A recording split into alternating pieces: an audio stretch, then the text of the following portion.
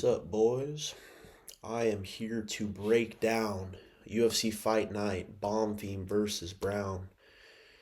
Um, those rhymes making me think I'm might be Josh Hokett in disguise, but we will start off the video. This one's in honor of Lucas Tracy. Figured somebody's got to step in to fill his shoes since he's retired, but we're going to start off with Zach Reese versus Jackson McVeigh in the thrilling early prelim opener.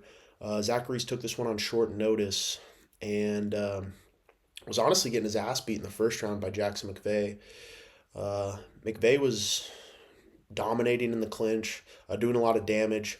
Not a great look for Zach Reese, a guy who has a Muay Thai tattoo across his whole entire back. But as you can see here, Zach Reese found a way to get it done. McVeigh looked to get a little tired out after handing Reese an ass whooping in the first round. But Zach Reese was able to take him down, get dominant position, come in on a couple days' notice here, and get himself in the win column after a weird ending to his last fight against Cedric Dumas. Groin shot during Noche, but good win for Reese. I'd like to see McVeigh maybe get one more shot, but I also wouldn't be surprised if they cut him. He had a tough debut against Bruno Ferreira on short notice. If you don't know about Bruno Ferreira, let me put you on. I wouldn't be surprised if he's the next middleweight champion. We'll just leave it at that. Being sarcastic, obviously, I think Chimaev would eat his lunch. Next up, we got Daniel Marcos versus Miles Johns, the Kansas City native. Sadly, Miles Johns could not get it done. Adds to the losing streak. But Daniel Marcos, with a really good win, ends up getting the rear naked choke in round 2. And I don't think a lot of people probably saw that coming. Marcos only has one loss, which is pretty crazy. Could definitely be trending towards a shot in or around the top 15.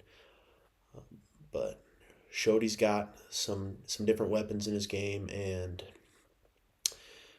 pretty much after he realized that Miles Johns wasn't a serious takedown threat in the first round, he kind of leaned back, got off that front leg, and besides a couple good calf kicks from Miles Johns, he really picked him apart on the feet. Johns kept going for huge overhands, pushing him up against the fence, but Marcos seemed to be the better fighter, and we'll see who he gets next on his journey to the top 15. Next up, the one you've all been waiting for, Denise Gomes, a.k.a. Denise Gomez, versus Tisha the Tiny Tornado Pennington.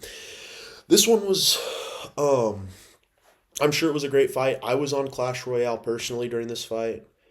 Just made it to 9,000 trophies. Don't got to come at me for that. I'm on the come up. I think I'm up to 9,200 now. So, but WMMA, great time to go grab a beer, play some Clash Royale. And this one was a perfect example. It goes all 3 rounds. The man wins. We got Denise Gomes. D. Literally, the nickname is D. As if we didn't know she had one already. She gets it done. I'm not exactly sure what happened in this fight, to be completely honest with you. Tit for tat. Straw weight. I didn't pay attention. I apologize. Now let me tell you about this next fight. Definitely the best fight on the card. Josh Hokett comes out, heavy favorite, against a established grappler like Max Jimenez. Never heard of him before this, but hey, they were hyping him up. He's got some good grappling wins, so, preparing him for the guy he ends up calling out after his victory. But he goes out there, gets a finish in under a minute. Couple good calf kicks from Jimenez, but Hokett didn't really give a shit. Goes in, walks him down, lands some big punches, and then folds him. Really a badass win for an undersized heavyweight. We'll see how that fares for him going up in competition. But if you know Hokett from Dana White's Contender Series, he hops on the mic, you know, recites his poem. He's been practicing all day in the back, but it's honestly what the heavyweight division needs. Made a great call out of Walter Walker.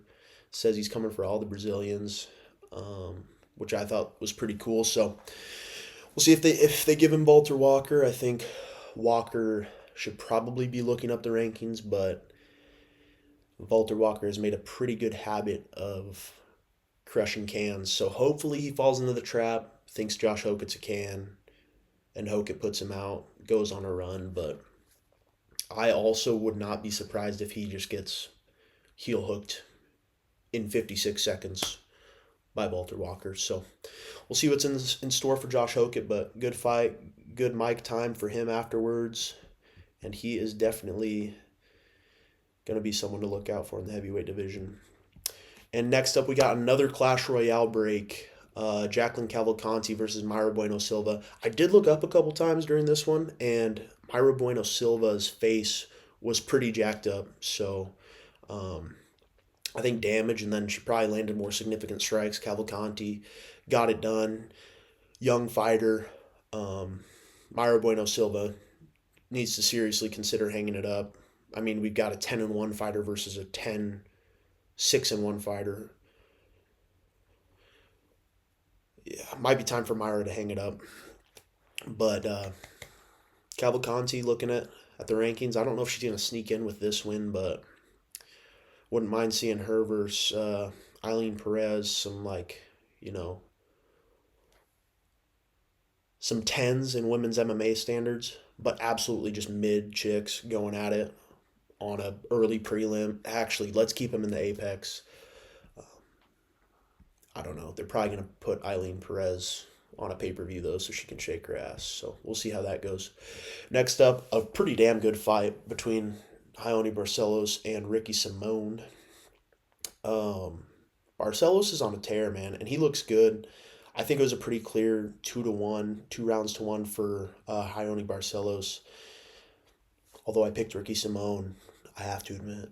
So Barcelos gets it done. Looked good in the boxing. Looks like he deserves a shot at the rankings more than Peyton Talbot does. I'll tell you that right now.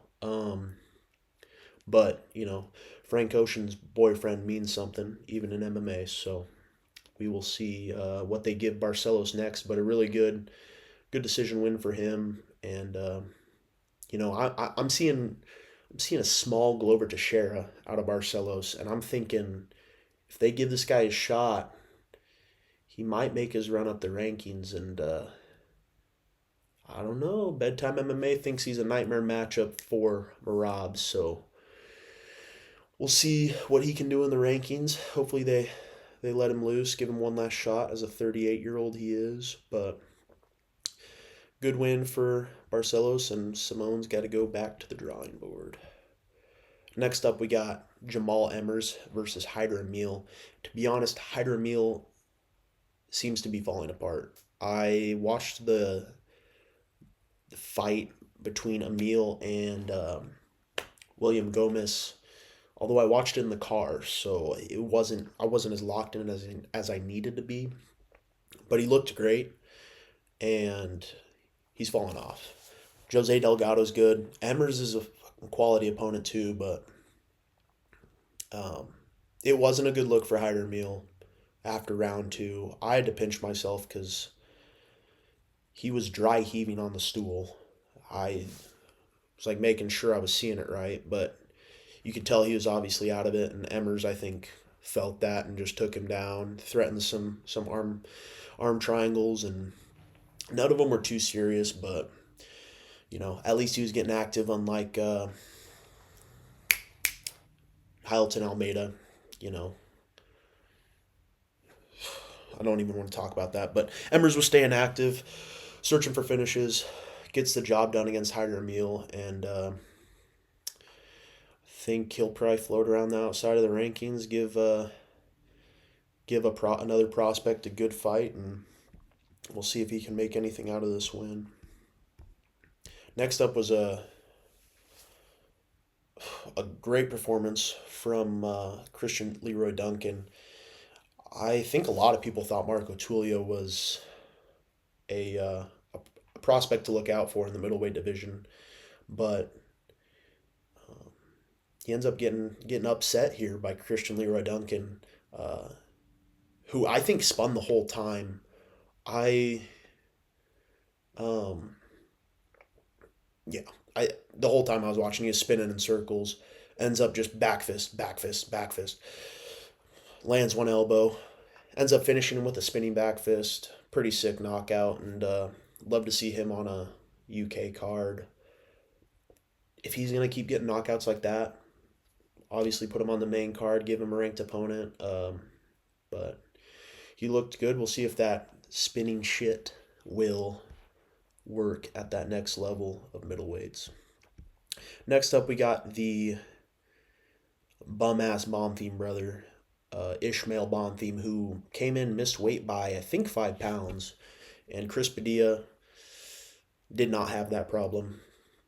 Seemed locked in from the start of the fight, and I don't think Bonfim wanted to be there. He's like, I don't know if he's pissed about being in his brother's shadow, but he got his ass whooped, and Chris Padilla looks like a real threat, and I don't think people realize that he is as good as he is. So we'll see who they give Padilla. I was kind of thinking um, Drew Dober. I think Drew Dober might see that afro and just lock in. If you know, you know. He's just got that next level against fighters like Chris Padilla. Um, I don't know if I want to say much else about that, but I think Dober versus Padilla would be a great fight. I want to go back to Christian Leroy Duncan real quick. Try to think of a middleweight for him to fight. Um, Shoot. Oh, we'll have to pass on that one. Next up, we got Uros Medic versus Muslim Salikov. Um, the Doctor versus the King of Kung Fu. And I honestly thought Muslim Salikov was going to win. Um, but my predictions were absolute shit. It was not a good week. Medic comes out and runs straight through the 41-year-old Muslim Salikov. So we'll see how much longer Uros Medic can keep this streak going. He's kill or be killed, so I think there'll be some fun fights for him in the future, but I don't know how much of a run he can make. And Muslim Salikov, this puts an end to all of his runs he's going to make. 41 years old is not looking promising for the man, so good win for Uros Medic. Muslim Salikov, sad to see. He's had some pretty entertaining fights lately, so good win for Medic, though. Finally, not finally, sorry. I thought this was the main event. It's a thriller, but we got the co-main event. Two unranked fighters, good. It's what you want to see in 2025, but we have the Ultimate Fighter most recent winner, Joseph Morales, versus Matt Schnell. Matt Schnell coming off a win against Jimmy the Brick Flick, and Joseph Morales beating some Kazakhstani dude that Daniel Cormier glazes in the Ultimate Fighter finale. So it was all Morales this fight, really. Gets him down, wins a scramble, puts him in a guillotine choke. It was wraps. It was a good fight, good way to finish Matt Schnell. I know I've seen people saying that if he knocked him out, it would have damn near been worthless. So a good win for Joseph Morales. See if he can keep riding that tidal wave of winning the Ultimate Fighter and see what he can do in the flyweight division. He's already been in the UFC, which is kind of crazy considering he's only 31. So we'll see if he can make a run. He's out in Sacramento with Uriah Faber and that bunch. Called for a UFC Sacramento card, which would be pretty sick. Get some of those mid-ass Team Alpha Male fighters on there. Throw Garbrandt on there for old time's sake. Maybe have him headline versus Malcolm Wellmaker. Let Wellmaker take his head off. But anyway, we'll move on to the main event. Got Gabriel Bonfim versus Randy Brown. Bonfim looked great on the feet the whole time. Randy Brown couldn't get much going. Bonfim was landing nasty leg kicks. Again, here I thought Randy Brown was going to win. Just don't listen to me. I will be making a UFC 322 predictions video later this week. You might just want to disregard it or fade me. That's a good idea. But anyway, Bonfim gets it done. Doesn't need to take it to the ground. I think a lot of people would have thought that would be his way to victory, but lands a nasty knee. And to be honest, Randy Brown, we all know he wasn't out. It looked bad at the beginning, but he hit the canvas, wakes back up. I think just another example of why UFC is allegedly rigged. But yeah, Mark Smith, I think it's fair to say he had some good money on Bonfim by knockout. So I'm happy for him. Not so happy for my parlays. And Bonfim's looking like the real deal. To see who they give him next. He ended up calling out Colby Covington, which, hear me out, they put a little Brazil fight night together, tossed Bonfim Covington on there with Hokett and Walter Walker. Hey, little Brazil versus America card. Never hurt anybody. Get both of those Americans, or at least one of them on the mic, just trashing Brazil. That's cinema. That's great. So we'll see what's next for Bonfim, but a really good win. Hate to see Randy Brown lose, but overall a really good card. I mean, shoot, for an Apex card, they're all bangers, guys. If you haven't tuned into an Apex card, you got to. But it was a good one. A lot of good finishes. I didn't do very well on picks at all. Ignore that right side of the screen. But good fight night. I'll be making another video, like I said, about my predictions for UFC 322. Thank you guys for watching. Stay tuned for that video, and have a good night.